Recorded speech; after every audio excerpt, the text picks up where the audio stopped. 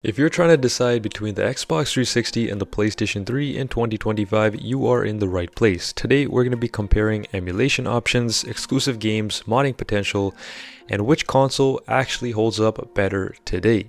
And here's the crazy part, with a decent gaming PC or gaming laptop, you might not even need any of these two options.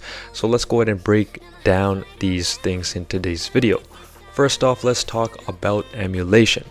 Now, if you got yourself a decent gaming PC from the last few years, that is, you can play most Xbox 360 and PlayStation 3 games without the original console. For Xbox 360 games, the Xenia emulator works incredibly well. You can play games such as Forza at 60 frames per second upscaled to 1080p, which just looks fantastic. Finding games is pretty easy too by searching up archival websites for most titles, including the DLCs are also available. You just need to unzip them and put them into the right folders. PS3 emulation is a bit trickier even in today's day and age, but with RPCS3 emulator, this has definitely came a long way from its pioneer days.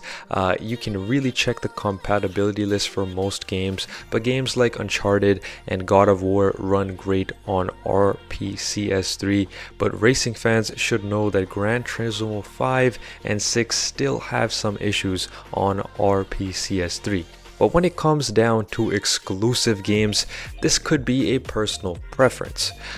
Consoles really are separate in terms of what they have to offer. The 360 is a clear winner when it comes down to the shooters or Western RPGs such as Halo, Gears of War, and Fable, but something like Skyrim as well are something that you just need to realize that ports in general or multi-platform games just play better generally on Xbox because of how complex it was for the time to develop games for the PlayStation 3 cell processor. It's just much easier and much smoother to be playing and developing games for the 360.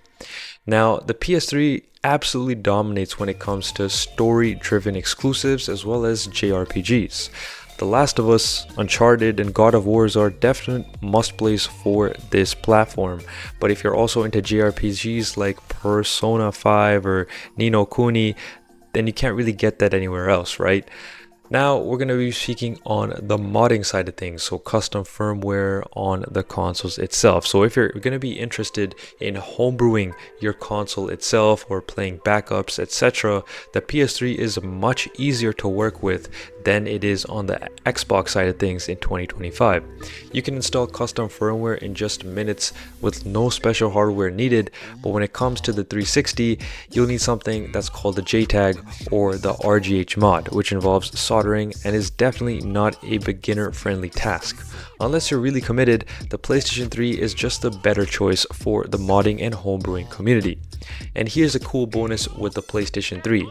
Even though that, in my opinion and many others, the 360 controller is far superior than the PS3 controller, you can actually just plug in or wirelessly connect your DualSense, you heard me right, your PS5 controller to your PS3. And a video link to that tutorial will be down below in the description on how I play my PS3 games on my original PS3 Slim.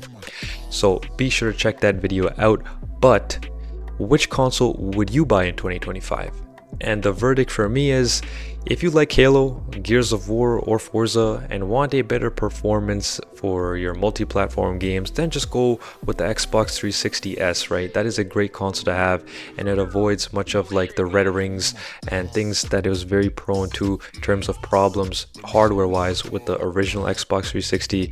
But if you prefer a story-driven exclusive titles like The Last of Us or JRPGs, etc., and want an easier modding option, the PS3 is your best bet, in specific the PS3 Slim.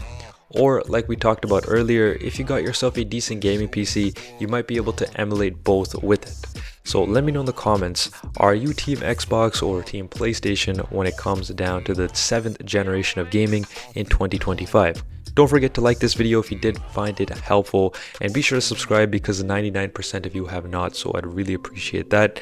It's been your boy Optage. I'll catch you guys on my next one. Goodbye.